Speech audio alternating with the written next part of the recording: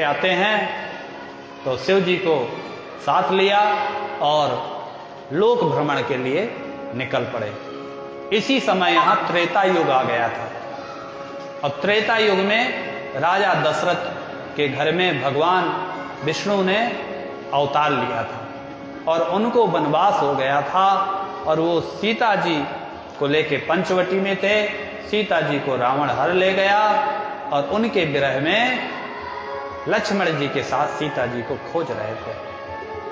जगह जगह उनको जीव और जड़ का भी भेद नहीं कर रहे थे। पेड़ों से पूछ रहे थे, पक्षियों से पूछ रहे थे, नदियों से पूछ रहे थे, पहाड़ों से पूछ रहे थे कि आपने मेरी मृगनयनी सीता तो नहीं देखी। रोते जा रहे थे और शिव जी ने ये लीला देखी कि भगवान की यहाँ पर पुरुषोत्तम भगवान राम की लीला चल रही है। उन्होंने जय सच्चिदानंद कह करके प्रणाम किया और प्रणाम करके चल दिए। सती जी ने देखा शिव जी की तरफ, फिर देखा नीचे राम जी की तरफ। बोले अरे ये क्या हो रहा है, आप तो सबके ईश्वर हैं, स्वामी हैं, और एक सामान्य मनुष्य जो अपनी पत्नी की खोज में रो रहा है उसको आप जय सच्चिदानंद कह के प्रणाम कर रहे हैं। प्रभु ये आप क्या कर रहे हैं? उनके मन में शंका हो गई। सती सुदशा शंभु कह देखी, सती सुदशा शंभु सती सुदशा शंभु कह देखी,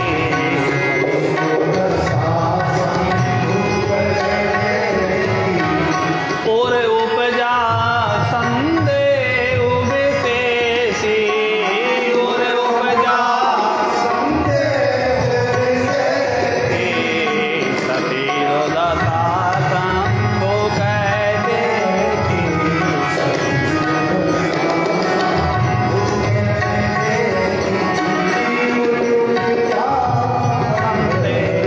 विशेषी, और उपजा संदेह विशेषी, सती सुदशा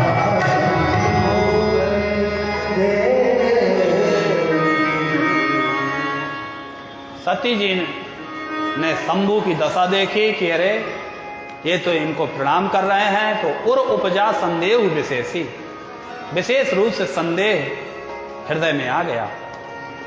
हे नाथ, ये दोनों पुरुष कौन हैं? आप मेरे संशय को दूर करिए। भगवान ने कहा ये भगवान विष्णु ही अवतार धारण करके लीला कर रहे हैं। ये उनके छोटे अनुज लक्ष्मण है, शेषा अवतार हैं। पर सती जी को समझ में नहीं आया। जब विधि विपरीत होता है तो ऐसे ही जो पति की बात समझ में नहीं आती है, बड़ों की बात समझ में नहीं आती है। सती जी ने कहा कि प्रभु हमको नहीं समझ में आ रहा है आपकी बात। शिव जी ने कहा अगर जब मेरी बात नहीं समझ में आ रही तब किसकी आएगी? भाई जो तुम्हें अच्छा लगे तो करो। बोली हम जा रहे हैं परीक्षा लेंगे। मन में सोचा कि सीता का वेश धारण करूंगी, अगर ये मुझे पहचान जाएंगे तो समझ जाऊंगी कि हाँ भगवान है, और नहीं पहचान पाए तो एक साधारण मनुष्य है। ऐसा सोच करके शिव जी ने कहा खूब जाओ तो वही उचित करना जो अच्छा हो, और मैं तब तक इसी बट वृक्ष के नीचे बैठा हूं, जप कर रहा हूं। भगवान भोलेनाथ भजन करने लगे, ध्यान करने लगे। विनश्यति यथा मोह तत्कुरु त्वं सती प्रिय, जिस प्रकार से तुम्हारा ये भ्रम विनाश हो जाए तुम वैसा करो। गत्वा तत्र स्थित तत्वावतावद वटे भव परीक्षिका, स्वयं राम परीक्षाम ही कुरु तत्र स्वया विधि। तुम जाके राम की परीक्षा ले लो, स्वयं कर लो। सती जी वहां से चलती हैं, सीता जी का रूप धारण किया और जाकर के आगे से चली आई। हाँ स्वामी मैं आ गई, मैं भी आपको खोज रही थी। राम जी ने देखा, बोले अरे माता जगत जननी आप बिना महादेव के अकेले जंगल में क्या कर रही हैं? झटका लगा जोर से, रे यहां तो मेरा चाल नहीं चल पाई, मेरा स्वरूप ये तो पहचान गए, बड़ी लज्जित हुई, बेचारी लौटने लगी। भगवान राम ने और माया फैलाई, ऐसा शिव पुराण में आता है। सती जी देख रही हैं कि शिव जी द्वारा निर्मित गोलोक में भगवान राम विराजमान हैं, सारे देवी देवता उनकी सेवा कर रहे हैं, सीता जी भी वहीं विराजमान हैं। जिधर को सती जी जा रही हैं वहीं परमात्मा राम ईश्वर दिखाई दे रहे हैं। बड़ी ही चकित हो गई, आंख बंद कर ली, आंख बंद करके देखा तो ना वहां राम जी और ना वहां कुछ।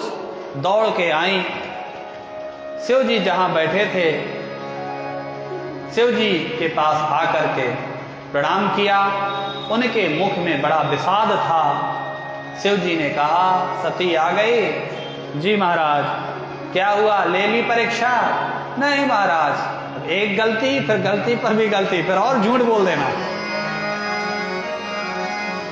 गई तो थी, पर फिर हमें लगा कि आप जब कहे हैं तो सही ही होगा, तो मैं वैसे ही लौट आई। फिर मैंने, शिव जी तो सब जानते ही थे, शिव जी ने भगवान राम जी का स्मरण किया, बोले प्रभु कोई बात नहीं, लीन गोसाई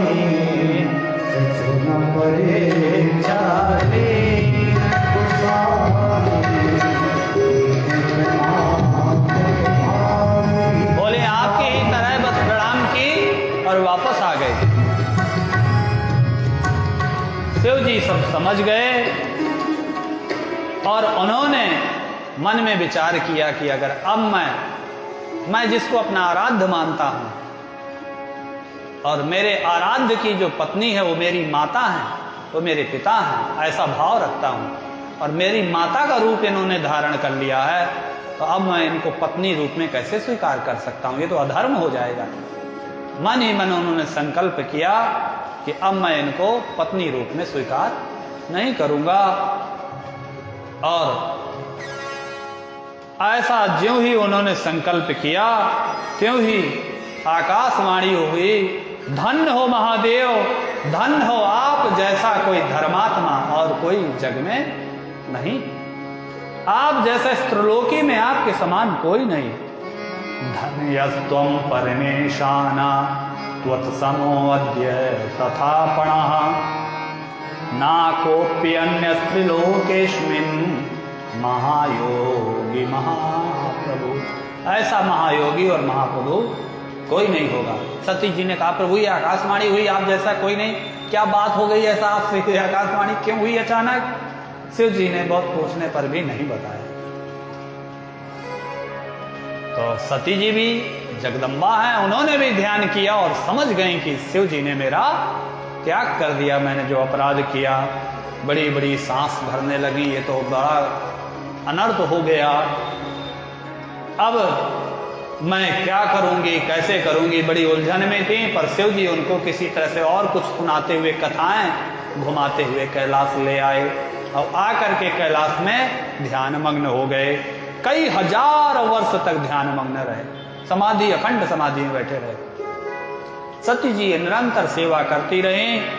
सेवा करने के बाद एक दिन शिव जी ने आंख खोली, सती जी उपस्थित हुई। शिव जी ने उनको सामने आसन कहा, विराजिए। हमेशा अपने वामांग पर विराजते बैठाते थे, आज सामने बैठने को कहा। सती जी फिर दुखी हो गई, पर कोई बात नहीं, मेरे कर्मों का ये फल है। सती जी ने भी मन में सोचा कि अब इस शरीर को रखने का कोई मतलब, जब इस शरीर के द्वारा मैं अपने पति की सेवा नहीं पत्नी रूप में कर सकती, तो अब इसमें शरीर को रखूंगी नहीं, तो कोई बहाना चाहिए।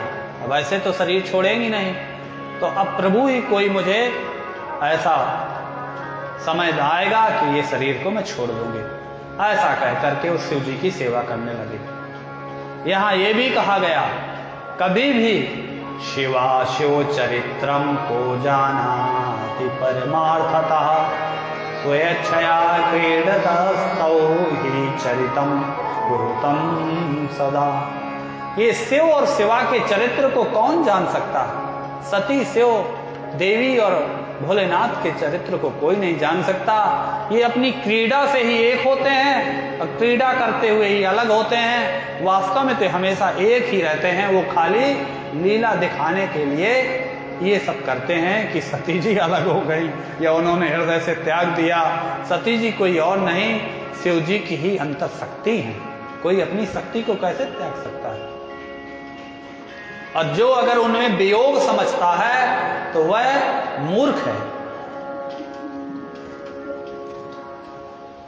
यहां पर क्या हुआ, ये कथा इधर चल रही थी कैलाश में और दंडकारण्य में हुई, और यहां पर प्रयागराज में खूब साधु संतों का जमावड़ा है, कुंभ की तरह, महाकुंभ की तरह जो है लगा हुआ है।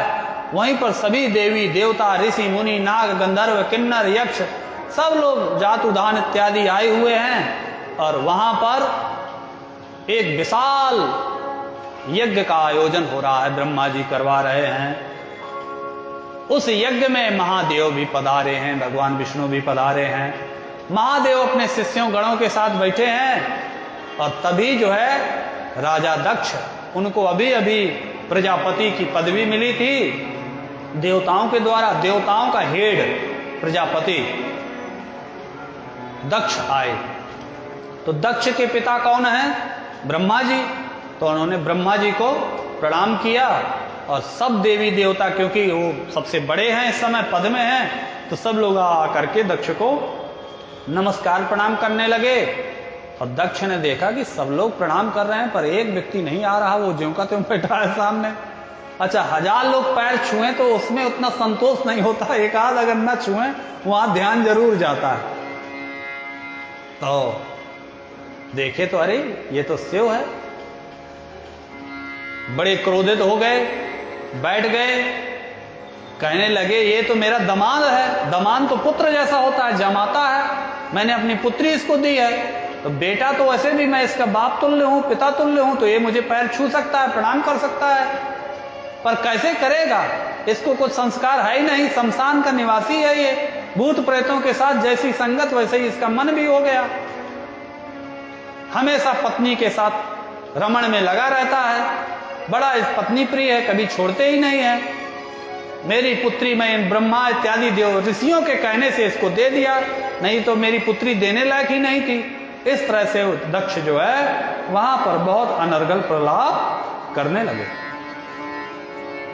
शिव जी मस्त बैठे हैं, आनंद से कोई मतलब नहीं। जब बहुत देर दक्ष बोला तब भी शिव जी नहीं बोले, तो दक्ष आगे क्या कह रहे हैं कि रुद्रो ह्ययं यज्ञ बहिष्कृतो में वर्णे स्तुतितो अथ विवर्ण रूपः देवैर्न भागम लभताम सहैवा शमशानवासी कुल जन्महीना। अरे ये कुल जन्म से हीन है, शमशान का वासी है। आज से मैं इसको यज्ञ से बहिष्कृत करता हूं, इसको यज्ञ में भाग नहीं दिया जाएगा। जब ये बात कही तो नंदी को बड़ा क्रोध आ गया। कोई शिव भक्त बैठा हो, शिव जी की कोई अवहेलना करे तो कैसे रहा जा सकता है? नंदी तो उनके परम भक्त हैं। नंदी जी को क्रोध आया, नंदी जी के नेत्र चंचल हो उठे और बोले, अरे दक्ष, तू शिव जी को श्राप देता है, मैं तुझे श्राप देता हूं कि तू ब्राह्मण अधम है, तू दुर्बुद्धि युक्त है, तूने जो है शिव का कैसे श्राप दिया? अभी नंदी इतना कह ही रहे थे कि दक्ष वहां से बोल पड़े। नंदी श्राप भी नहीं दे पाए, कह रहे अरे नंदी, मैं तुम लोगों को श्राप देता हूं, तुम्हारे पूरे समाज को देता हूं, जितने रुद्र गण हैं तुम सब वेद मार्ग से बहिष्कृत हो जाओ। यूयम सर्वे रुद्र गणा वेद वाह्या भवन्तु वै वेद मार्ग परित्यक्ता तथा त्यक्ता महर्षि। तुम महर्षियों द्वारा भी परित्यक्त हो जाओ, जाओ पाखंड में लग जाओ, शिष्टाचार से भी दूर रहोगे, सिर पर जटाएं बढ़ा लोगे, भूत बभूत लगाए रहोगे, हड्डियों के आभूषण धारण करोगे। मैं तुमको ऐसा पूरे समाज को, सभी रुद्रों को, रुद्र गणों को श्राप देता हूं। बात प्रणाम से उठी थी। अब सोचिएगा, खाली ये दमान ने घर की बात थी, ससुर साहब को नमस्ते नहीं किया, यहाँ पूरे समाज को, सबको श्राप मिलने लगा। नंदी ने कहा, इतना तुम्हारा अहंकार बढ़ गया है, तुम सबको हमको वेद मार्ग से बहिष्कृत कर रहे हो, श्राप दे रहे हो। जाओ मैं भी श्राप देता हूं कि तुम जितने ब्राह्मण हो, तुम्हारे जैसे ब्राह्मण खाली कर्म कांड में स्वर्ग पाने के लिए ही लालायित रहेंगे, तुम भगवान के तत्व को नहीं जानोगे, तुम लोग शूद्रों के यहाँ यज्ञ पूजा पाठ कराओगे, कुधन को खाओगे, जहां से अन्न नहीं, जिनका नहीं लेना चाहिए उनका अन्न लोगे, तुम्हारी मति भ्रष्ट हो जाएगी, तुम लोग सदा दरिद्र रहोगे, गरीब रहोगे, जाने कितना कितना नरकगामी रहोगे, और जिंदा रहोगे तो ऐसा करोगे मरने के बाद भी ब्रह्म राक्षस बनोगे। सारे देवता सब लोग बैठे हैं भैया, गलती घर के ससुर जमान की बात थी, यहाँ पूरे ब्राह्मणों को श्राप। और वो श्राप आज भी दिखाई देता है, जो बहुत सही ब्राह्मण होगा वो आज भी गरीब होगा, क्योंकि वो जल्दी किसी का लेता नहीं, अधर्म का पैसा लेता नहीं। तो ये नंदी बाबा का श्राप है हम लोगों को। और रुद्रगण जो जटा रखाए, काला कपड़ा पहने, कुछ भी अभक्ष हड्डी सड्डी दिखते हैं ना, जिनको अघोर पंथी लोग कहते हैं, वो सब रुद्रगण है, अभक्ष भक्षण, वो दक्ष का श्राप है। सदाशिव जी ने देखा कि मेरी वजह से पूरा समाज का समाज श्राप पा रहा है, नंदी को बुलाया पास में, बोले तुम शांत हो जाओ। और मुस्कुरा करके बोले तुम्हें क्रोध नहीं करना चाहिए था, उन्होंने जो कहा कहा, आपको ऐसा नहीं कहना चाहिए था, आपने बेकार में ही संपूर्ण ब्राह्मण कुल को श्राप दे दिया, क्योंकि ये ब्राह्मण वेदो मंत्राक्षरमय साक्षात सूक्तमयो वृषम, ये वेदों को धारण करने वाले हैं, ये ही यज्ञ हवन कराने वाले हैं। और यज्ञ कौन है? मैं ही तो यज्ञ हूं। तुम कौन हो? सब तो मैं ही हूं। तो तुमने ब्राह्मणों को व्यर्थ ही श्राप दे दिया। चलो अब यहाँ रुकना ठीक नहीं है, और अपने गणों को साथ लिया और कैलाश की ओर शांति से चल दिए। पर अभी दक्ष का क्रोध शांत नहीं हुआ। दक्ष ने कहा मैं इसका बदला जरूर लूंगा। तो कैसे लूंगा? बोले चलो कोई बात नहीं, सत्ता प्रभुता पाए,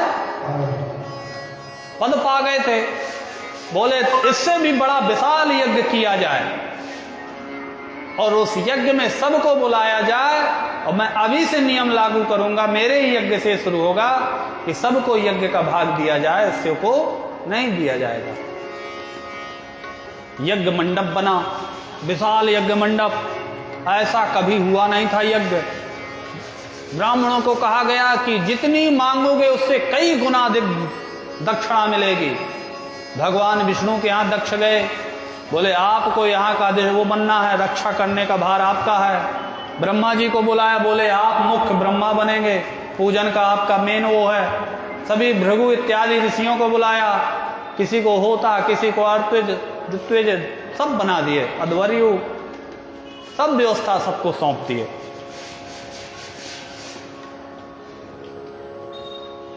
तरह तरह के लोग वहां आ गए, सबको निमंत्रण भेजा गया, पर एक चीज का ध्यान रखा गया कि शिव को नहीं निमंत्रण भेजा जाएगा। ऐसा कोई देवी देवता, नाग यक्ष गंधर्व किन्नर विद्याधर आदित्य कोई ना बचे जिसको बुलाया ना जाए, सबको बुलाया जाए, ससम्मान बुलाया जाए, पर सिर्फ महादेव को छोड़ के। और कह दिया जो महादेव की तरफदारी करे वो भी ना आए यहां, जानबूझ के उनका अपमान करना। तस्मिन् यज्ञे वृता संपूर्ण दक्षेण दुरात्मना कपालीति विनिश्चित्य तस्य यज्ञार्हता नहीं।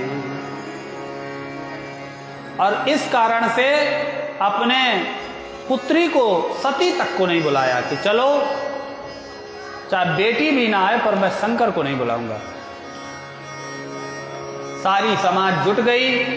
वहां पर सभी ऋषि मुनि थे, जिनमें दधीच ऋषि भी थे, नाम सुना होगा दधीच की कथा, जिन्होंने अपने हड्डियों का दान कर दिया था, उसी से वज्र इत्यादि बना।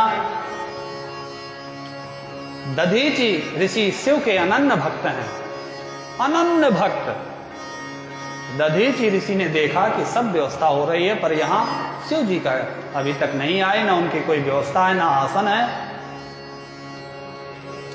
दक्ष के पास गए, बोले ये दक्ष, तुमने शिव जी को नहीं बुलाया क्या? क्यों नहीं बुला रहे हो? उनको बुलाओ, बिना शिव जी के बुलाए कोई यज्ञ पूर्ण नहीं हो सकता। शिव के बिना यज्ञ कैसा? शिव के आने से, अरे उनका नाम लेने से सब कुछ पवित्र हो जाता है। दक्ष ने कहा ऐसा है बाबा, आपको यहाँ भोजन प्रसादी पाना है कि नहीं? रहना है, दक्षिणा मोटी लेना है, रहना है तो जैसा चल रहा है चलने दो ज्यादा, नहीं तो आपकी भी रास्ता लगी है। शिव जी ने कहा ऐसी बात है तो मैं इस यज्ञ, दधीच ने कहा ऐसी बात है तो मैं इस यज्ञ में नहीं रहूंगा, और वो दधीच जो है वहां से चल दी। ऐसे यज्ञ में नहीं रहूंगा जिस यज्ञ का उद्देश्य गलत हो, किसी का अपमान करना हो। ऐसी पूजा, ऐसी कथा, ऐसा कोई कर्म, अच्छा कर्म भी नहीं करना चाहिए। इसका यही संदेश है कि शुभ कर्म भी कोई ऐसा ना करें जिसका उद्देश्य कुछ किसी को अपमानित करना हो। दधीचि के साथ जो और भी शिव भक्त थे, वो भी थोड़े बहुत जो थे वो भी चले गए। कोई बात नहीं, फिर भगवान विष्णु के पास पहुंचे, उनसे कहा प्रभु आप ध्यान रखिएगा, पूरा आपकी जिम्मेदारी है, यज्ञ मेरा निर्विघ्न समाप्त हो। बोले ठीक है।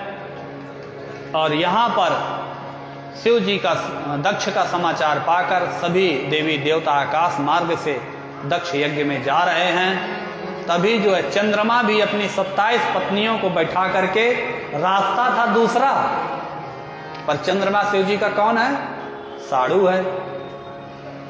दक्ष ने अपनी पुत्री सती को भी दी, चंद्रमा को दी, तो साड़ू साड़ू में कंपटीशन कुछ ज्यादा होता है। तो वो भी ससुराल में शादी विवाह हो, तो अब जो है जाना था कहीं उधर से, तो ये वाला कैलाश वाला रास्ता पकड़ा ऊपर विमान से। बोले इधर से लो थोड़ा चले, और सब पता था कि शिव जी को इसने बुलाया नहीं गया। विमान ऊपर से आ रहा है, मैया नीचे बागन में बैठी हैं, भोले बाबा ध्यान लगाए बैठे हैं, बड़ी सज धज के सब लोग जा रहे हैं तरह तरह के। वहीं से ऊपर से हाय हेलो हुआ, और बहन कैसी हो, चल नहीं रही हो, कहाँ तुम लोग कहाँ जा रही हो? अरे नहीं पता क्या? अरे सब पता होगा आपको। आपको नहीं, भोले बाबा को पता होगा। नहीं बात बताओ क्या? बोले अपने पिताजी के यहाँ यज्ञ हो रहा है, बहुत बड़ा यज्ञ हो रहा है, सब लोग इकट्ठा हो रहे हैं, पूरा सब खानदान कुल सब रिश्तेदार सब पूरा जो है समाज जुड़ रहा है देवताओं का। सती जी ने कहा मेरे पिताजी यज्ञ कर रहे हैं, मुझे पता नहीं। नहीं हमारे यहाँ तो सूचना नहीं आई। माता ने सोचा हो सकता है शिव जी को कोई बता दिया हो, ये ध्यान में बैठ गए हो, भूल गए हो, जाके पूछ लूं, अभी कौन देर हुई है। सती जी गई, बेटी है ना, माता पिता के यहाँ कोई उत्सव हो तो वो तो बिटिया का हृदय जानता है ना, तो माँ के यहाँ जाने का सबका मन होता है। शिव जी के पास पहुंचे, शिव जी से कहने लगे प्रभु सुना है कि पिताजी के यहाँ यज्ञ है, सब लोग पहुंच रहे हैं, उनका निमंत्रण तो आया होगा। शिव जी ने कहा नहीं आया। नहीं याद करिए आया होगा। बोले नहीं आया, हम बता रहे हैं ना सती, उन्होंने निमंत्रण नहीं दिया। बोले ऐसा नहीं होगा, निमंत्रण वाला हो सकता है व्यस्तता के कारण आया हो, भूल गया हो, कई बार चिट्ठी भी आने में बीच में इधर उधर हो जाती है, तो ऐसा नहीं हो सकता है। बोले सती जी बात ऐसी नहीं, आपको तो मालूम ही है कि प्रयागराज के यज्ञ में क्या हुआ था, आपके पिता हमसे नाराज हो गए थे, हमने प्रणाम नहीं किया था, और उसी का वो अपमान का बदला लेने के लिए यज्ञ कर रहे हैं, तो उस यज्ञ में हम उनको भाग नहीं देंगे, बुलाएंगे नहीं, अपमान करेंगे। माता रानी ने कहा अच्छा ऐसी बात है। अच्छा इस प्रसंग को देवी पुराण में बड़े विस्तार से आया है, बहुत अच्छे से आया। बोले नहीं पिताजी ऐसा नहीं करेंगे। शिव जी ने कहा देखो तुम्हारे पिता बहुत मूढ़ हो गए हैं, इसलिए वहां बिना बुलाए नहीं जाना चाहिए। कहीं भी जहां निमंत्रण ना हो वहां कितना भी अपना हो तो बिना बुलाए नहीं जाना चाहिए। शिव जी ने कहा नहीं, ये कुछ जगह लागू नहीं होता है। पिता के घर बिना बुलाए भी जा सकते हैं, गुरु के घर बिना बुलाए भी जा सकते हैं। सती जी हट करने लगी। शिव जी समझा रहे हैं जो शरीर त्यागने का एक था वो अब बन रहा है, विधान बन रहा है कि शरीर कैसे त्यागा जाएगा। चूंकि ये शरीर किसका था? दक्ष का दिया हुआ है। दक्ष की पुत्री है ना, तो दक्ष के कारण इस शरीर का मिला हुआ है। दक्ष ने महादेव की भक्ति को छोड़ दिया, तुम्हारे दिए हुए शरीर को भी मैं नहीं रखूंगी। ऐसी अनन्य भक्ति माता की। पर यहां लीला ऐसे कर रही हैं कि बार बार जब बाहर आती हैं, देखती हैं, माँ की याद आती है, सब बहनें आई होंगी, सब एकत्र हुई होंगी, तो फिर शिव जी के पास आती हैं।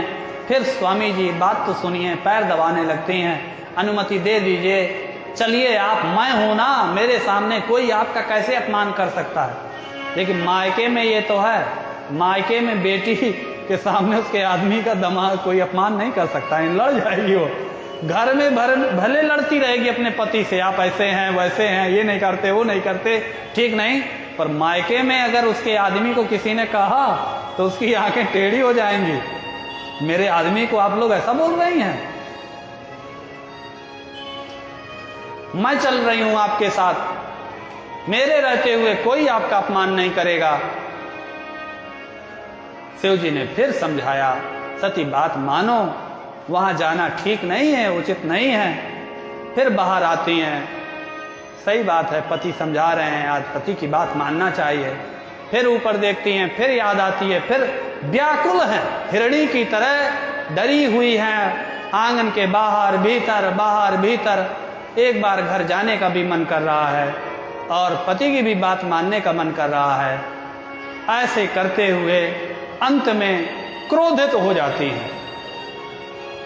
क्या करें, जब कुछ समझ में नहीं आया, भयंकर क्रोधित होकर के बाल बिखरा लेती हैं, ऐसा रूप धारण कर लेती हैं कि शिव जी घबरा जाते हैं। उनका रूप धारण करके देखकर शिव जी भाग खड़े हुए कैलाश छोड़ के, अब जहां जा रहे हैं। कई बार माताएं भी बड़े भर गुस्सा होकर मनाती हैं, जब प्रेम से नहीं आदमी मानते तो फिर देखती कि अब देखती हूँ, अब जहां शिव जी जा रहे हैं वहीं माता एक रूप में प्रकट हो जा रही हैं। 10 दिशाओं में शिव जी भागे, माता सती 10 रूप में प्रकट हो गई। वही हमारी 10 महाविद्या हैं। काली रूप में पूर्व दिशा में माँ तारा, छिन्न मस्तका, भुवनेश्वरी, खोड़सी, बगुला मुखी, कमला, विभिन्न 10 रूपों में प्रकट हो गई। शिव जी ने देखा सब जगह यही है, आंख बंद करके वहीं बैठ गए और फिर आंख खोले, बोले मैया आप ही सब जगह हो, आप जाइए, आपका कौन क्या कर सकता है, मैं आपके लिए व्यवस्था करता हूँ। नंदी को बुलाया, बोले इनको सम्मान ले चलो। कुछ रुद्रगणों को कहा कि आप इनके साथ जाइए और देखिएगा कहीं कोई जो है अव्यवस्था ना हो, कोई दिक्कत ना हो। माता सती बैठ करके जा तो रही हैं, पर पति नहीं साथ जा रहे, इसका भी दुख है। पर घर में सबसे मिलने की भी उत्कंठा है। वहां पर पहुंची, उस स्थान पर गई जहां दक्ष यज्ञ कर रहे थे। सती को आया देख करके, माता जो वीरणी थी, जिनका एक नाम असिकनी भी था, और जो बहनें थी वो लोग तो बड़े प्रेम से सब मिली, परंतु दक्ष ने देखा और भौहें सिकोड़ ली, मुंह फेर लिया। ये यहां क्यों आ गई, मन में ऐसा सोचा। इसका भी बुरा नहीं माना सती जी ने कि पिता हैं, नाराज हैं, कोई बात नहीं, कभी कभी जन्म दिया है तो नाराज होने का भी अधिकार है, डांटने का भी अधिकार है। पर जब यज्ञ मंडप में गई, सारे देवता बैठे हैं, सबका आसन लगा हुआ है, सबको भाग दिया जा रहा है, पर वहां शिव जी का भाग नहीं दिया जा रहा। ये जब देखा तो बहुत क्रोधित हो गई। अब इस बार तो इतना क्रोधित हो गई कि भयंकर लाल लाल आंखें हो गईं और दक्ष को संबोधित करते हुए और सभी देवताओं को संबोधित करते हुए पहले भगवान विष्णु से कहा कि अरे भगवान विष्णु, आपको पूर्व काल में शिव जी ने जो सालवादी रूपों के द्वारा आपके सिर पर हाथ रख के आपको चेला बनाया था, दीक्षा दी थी, आप भूल गए। गुरु आज नहीं, चेला यहाँ पहले से विराजमान है। आपने इतना भी ध्यान नहीं रखा? अरे ब्रह्मा वो दिन भूल गए जब तुम्हारा 5वां सिर काटा था शिव जी ने, तब तो गिड़गिड़ा रहे थे। अरे इंद्र, क्या आप शिव जी के पराक्रम को नहीं जानते? सभी देवताओं को फटकारा और दक्ष को संबोधित करके कहने लगे कि आपने मेरे पति का जो अपमान किया है, उनको भाग नहीं दिया, ये आपने बहुत ही अनुचित कर्म किया है। दक्ष आ गए सामने, बोले ऐसा है, चुप। हे भद्रे, तुम्हें बहुत अब कुछ कहने की जरूरत नहीं है, बिल्कुल शांत हो जाओ। इस समय यहाँ तुम्हारा कोई काम नहीं है, यहाँ से जाओ या रहो। भोजन करना हो तो करो, नहीं तो जाना हो जाओ। यहाँ क्यों आई हो? इस तरह से और बोल दिया सारे समाज में। तब भी जब उनको खुद बोला तो सती जी उतना पिताजी को नहीं कहे, पर जब कहने लगे दक्ष कि सब लोग जानते हैं कि तुम्हारा पति जो शिव है वो मंगल रहित है, अकुलीन है, वेद से बहिष्कृत है, भूत प्रेत का स्वामी है, ये सब अच्छे लक्षण थोड़ी हैं। दक्ष की ये बात सुने पिता के, शिव जी ने सोचा क्या करूं, मैं अपने पति की निंदा सुन नहीं सकती। शंकर जी के पास जाऊंगा तो इस शरीर को जाऊंगी तो इस शरीर को ले जाकर क्या मुंह दिखाऊंगी। वैसे भी शिव जी ने मेरा परित्याग कर ही दिया पत्नी रूप में, और इनके अंदर से शिव भक्ति नष्ट हो गई है, और इन्हीं का दिया हुआ ये शरीर है। जब जब मैं इस शरीर को लेकर उनके सामने उपस्थित होंगी, तब तक मुझे शिव दक्ष की याद आएगी, ये दक्ष का शरीर है, ऐसे का दिया हुआ शरीर भी नहीं। पापी, दुरात्मा, दुष्ट जो शिव भक्ति से दूर है, उसका दिया हुआ कितना भी प्रिय वस्तु क्यों ना हो, जबकि शरीर सबसे प्रिय होता है, उसको भी नहीं रखना चाहिए। ऐसा माता सती ने संदेश दिया। सती ने कहा, तुम शिव की, महादेव की निंदा कर रहे हो और ये सब सुन रहे हैं। यो निंदति महादेवम निद्यमानं शृणोति वा तावो भौ नरकं यातौ यावच्चंद्र दिवाकरौ। जो शिव की निंदा सुनता है तो जब तक सूर्य और चंद्रमा विराजमान रहते हैं तब तक वह नरक में पड़ा रहता है। अब मैं तो यह तो अग्नि में प्रवेश करूंगी, यह शरीर को छोड़ दूंगी। अगर समर्थवान व्यक्ति हो तो जो शिव की निंदा करे तो उसकी जीभ को काट लेना चाहिए। यदि सक्ता स्वयं संभोर निंदकस्य विशेषता छिन्द्यात् प्रसैरसनाम तदा शुद्धे न संशया। पर अगर आप इतने समर्थवान नहीं हैं, आपको संविधान कानून आज के समय में ऐसा करने को नहीं कहता, तो आप वहां से उठ करके जा सकते हैं, कान बंद कर सकते हैं, हम शिव निंदा नहीं सुनेंगे, उसको रोक सकते हैं या उठ के जा सकते हैं। जो निंदा करने वाला है, जब एक बार देखेगा कि इनको पसंद नहीं है, ये चले जाते हैं, तो धीरे धीरे वो बंद कर देगा आपके सामने। सती ने कहा, आपको पिताजी इसका फल जरूर भुगतना पड़ेगा, आपको महान दुख होगा, यातना भोगनी पड़ेगी। अरे ये शिव नाम 2 अक्षर का है, जिसकी मनुष्य की वाणी से ये निकल जाता है, उसकी पाप राशि को नष्ट कर देता है। और ऐसा कहकर के शिव जी सती जी उत्तर दिशा की ओर गईं। वहीं यज्ञ मंडप में भूमि पर बैठ गईं और बैठ करके उन्होंने जल का आचमन किया, पवित्र भाव से आंखें मूंदी, चिंतन भगवान शिव का, महादेव का किया और योग मार्ग में प्रविष्ट हो गई। उन्होंने अपने प्राणों को खींचा ऊपर की ओर। कुंभक रेचक होता है ना, प्राणायाम भरा और अपने प्राणों को ऊपर की ओर खींचा। मूलाधार से उन्होंने सहस्त्रार चक्र की ओर प्राणों को ले जाना शुरू किया। भ्रकुटी के मध्य में हृदय की स्थित वायु को केंद्रित किया। कंठ मार्ग से बीच में भ्रकुटियों में ले गई। दक्ष कुपित था ही अब ये शरीर को भी छोड़ना है। पूरा ध्यान शिव जी में लगा दिया, शिव जी के चरणों में लगा दिया और ऐसा करते करते ही उनके शरीर से अपने आप अग्नि प्रकट हो गई और देखते ही देखते अग्नि की ज्वाला में वही शरीर भस्म हो गया। वहां आए देवताओं ने ज्यों ही देखा, अरे सती जी ने योगाग्नि मार्ग से शरीर को भस्म कर लिया, हाहाकार मच गया। क्या करें, बहुत जो समझदार थे वो बोले भागो यहाँ से, यहाँ रहना कल्याण नहीं है, दक्षिणा के चक्कर में बहुत कुछ गंवाना पड़ेगा। बहुत तो खिसक लिए, कुछ जो लोभ लालच से बैठे थे वो बैठे रहे। दक्ष आए, उन्होंने कहा कोई बात नहीं, डरो मत। भगवान विष्णु से कहा आप सब संभालिएगा, ब्रह्मा जी से कहा आप यज्ञ शुरू करिए, जाने दीजिए। जो नंदी इत्यादि उनके गण थे साथ में, उन्होंने बताया कि अरे सती जी तो जल गई।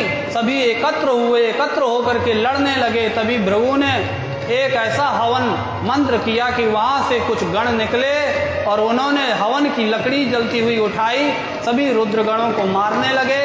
कुछ बचे रुद्रगण भागते हुए कैलाश में आए, महादेव महादेव रक्षा करो रक्षा करो। आज ऐसे रुद्रगण क्यों चिल्ला रहे हैं, क्या हुआ, पूछा। तभी जो है उन्होंने आकाशवाणी भी वहाँ हो रही है यज्ञ मंडप में। इधर आकाशवाणी ने कहा अरे दक्ष, तूने बड़ा अनर्थ कर दिया, अब तू इसका पाप भोगना। दधीचि को भी बातों को तूने नहीं माना, सती की भी बातों को तूने नहीं माना, सदा मंगलदायक शिव का तूने सत्कार नहीं किया, तुझे उसका फल भोगना पड़ेगा। वहाँ सभी रुद्रगण शिव की प्रार्थना कर रहे हैं। शिव जी ने कहा क्या हुआ, बोले सती ऐसी ऐसी बात है, सती जी भस्म हो गई हैं। शिव जी ने तुरंत नारद का स्मरण किया, नारद से पूछूं। नारद जी आए, नारद जी ने पूरी सती के दग्ध होने की और वहाँ जो बातचीत हुई और आपको भाग नहीं मिला सारी कथा सुनाई। शिव जी भयंकर क्रोधित हो गए। क्रोधित होते ही उन्होंने सिर की एक जटा का एक बाल निकाला, वहीं पृथ्वी पर देह पटका। तभी वहाँ एक विशाल पुरुष, वो बाल दो खंडों में टूट गया। एक खंड से विशाल पुरुष प्रकट हो गया जिसका नाम था वीरभद्र। बोलिए वीरभद्र भगवान की जय। और दूसरे खंड से महाकाली भद्रकाली प्रकट हो गई। बोलिए भद्रकाली मैया की जय। सब जगह शरीर चरण नीचे और आकाश इतना ऊपर, पूरे आकाश में व्याप्त हो गए।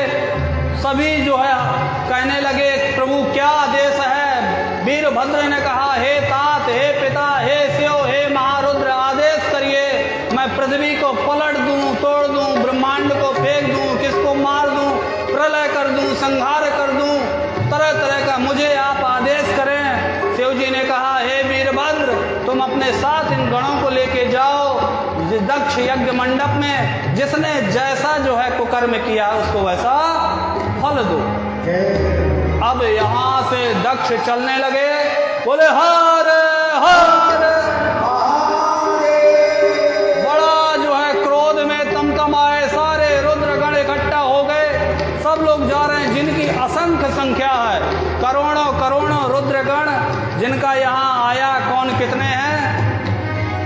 सभी बड़े जोश में चल रहे हैं। बजा दो वीर रण डंका, जो होगा देखा जाएगा। हर हर मारो मारो काटो मारो पकड़ो, इस तरह का नारा लगाते हुए महादेव का नाम लेते हुए रुद्रगण जा रहे हैं। कौन कौन रुद्रगण, ऊपर से कल्प वृक्ष फूल बरसा रहे हैं रुद्रगणों के ऊपर। काली, कात्यायनी, ईशानी, चामुंडा, मुंडमन्मदी, भद्रकाली, भद्रा, त्वरिता, वैष्णवी सभी साथ आ गई। डाकनी, साकनी, भूत, प्रमथगण। या हर हर।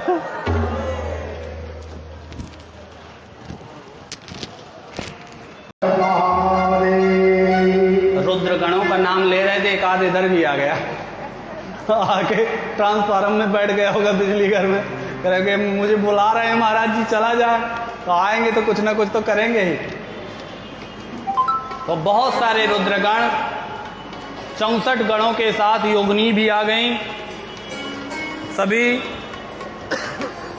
शंकुकर्ण 10 करोड़ गणों के साथ आ गए, विशाख 64 करोड़, पारयात्रिक 9 करोड़। संख्या अब आप लोग जोड़िएगा, अपनी गणित देखिएगा किसकी कितनी तेज है, टोटल हमें बताइएगा।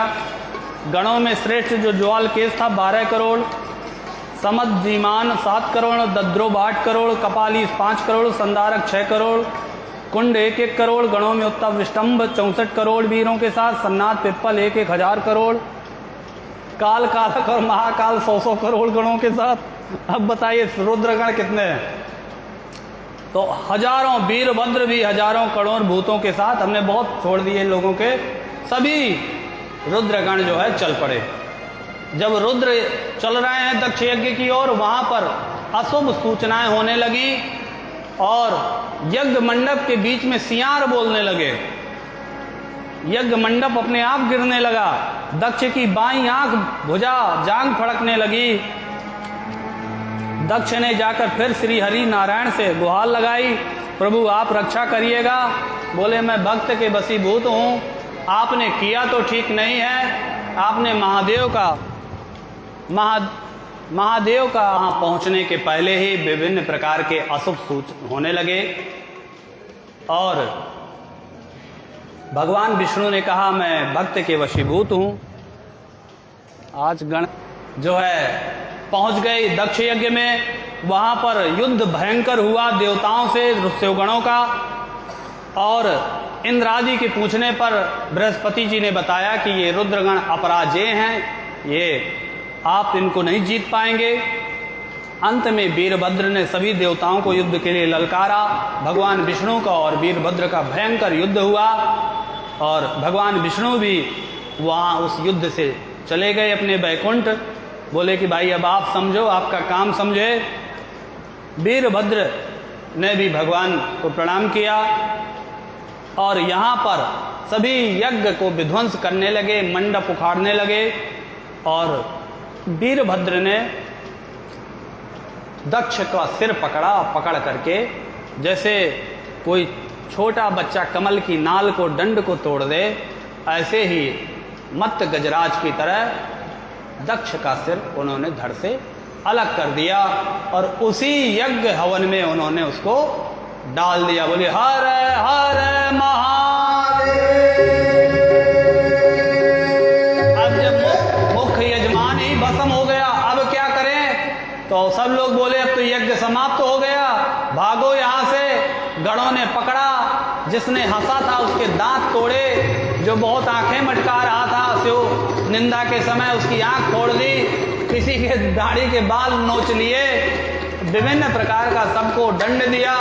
सारे देवता बोले भाई ये गण मानने वाले नहीं हैं, इनसे कैसे हमारी रक्षा होगी?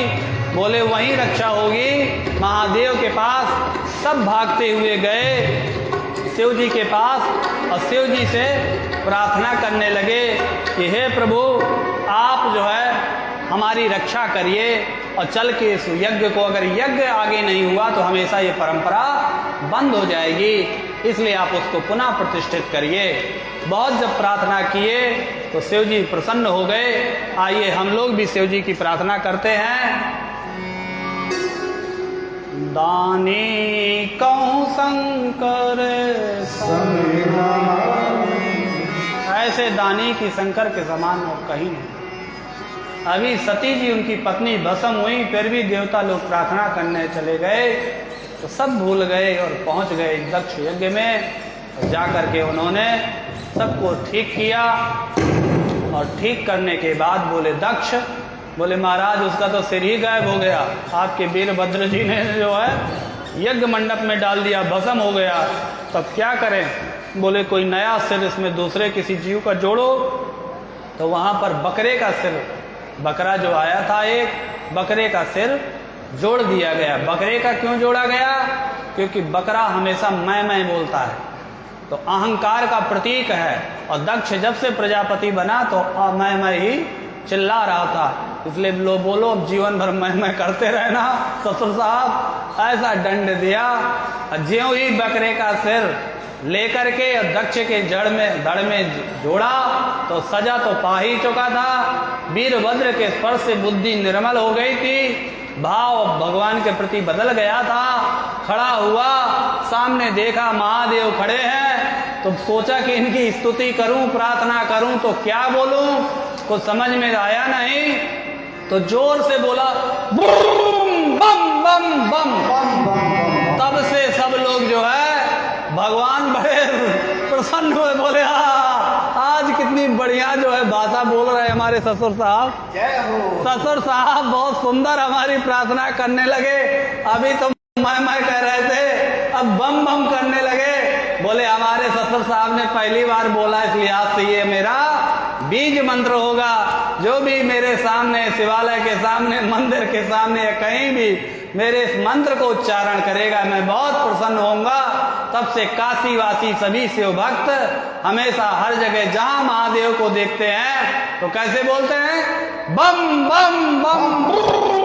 एक बार में कई बम निकल जाते हैं सामूहिक, और ऐसे करके गाल बजाते हैं। दक्षिण भारत में भी जैसे वो कलकत्ता तरफ की बंगाली जो महिलाएं जो है माँ काली के सामने आवाज निकलती हैं, इसी तरह से दक्ष मैं करने लगा। शिव जी प्रसन्न हुए, लगा प्रार्थना करने। नमामि देवं वरदं वरेण्यं महेश्वरं ज्ञान निधिं सनातनं। नमामि देवाधिपतीश्वरं हरं सदा सुखाढ्यं जगदेक बांधवं। नमामि विश्वेश्वर विश्वरूपं पुरातनं ब्रह्म निजात्मरूपं।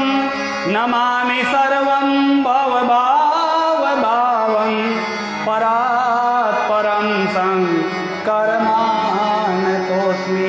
हे देव देव महादेव, मेरे ऊपर कृपा करिए, आपको नमस्कार है, कृपा करिए, कृपा निधे, मेरे अपराध को क्षमा करिए।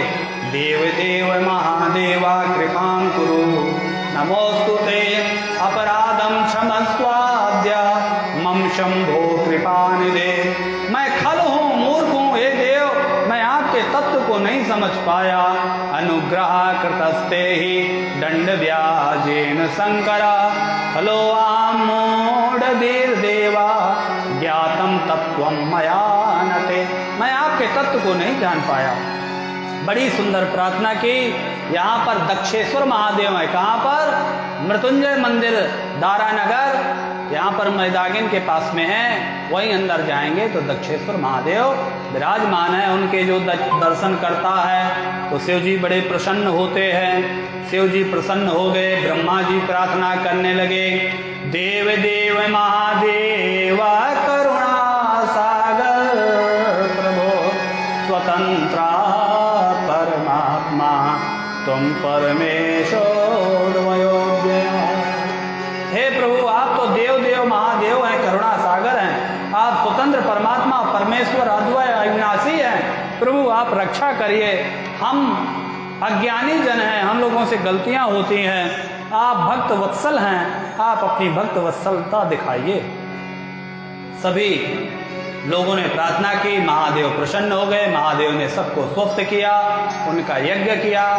सभी देवताओं ने कहा, प्रभु आज से आपको यज्ञ में इन्होंने चूंकि कह दिया है, इसलिए आपको यज्ञ में हम लोग आपको भाग देंगे। हवन करते समय यज्ञ मंडप से जो भी साकल्य बाहर गिर जाएगा इधर उधर, वो सब रुद्र का होगा।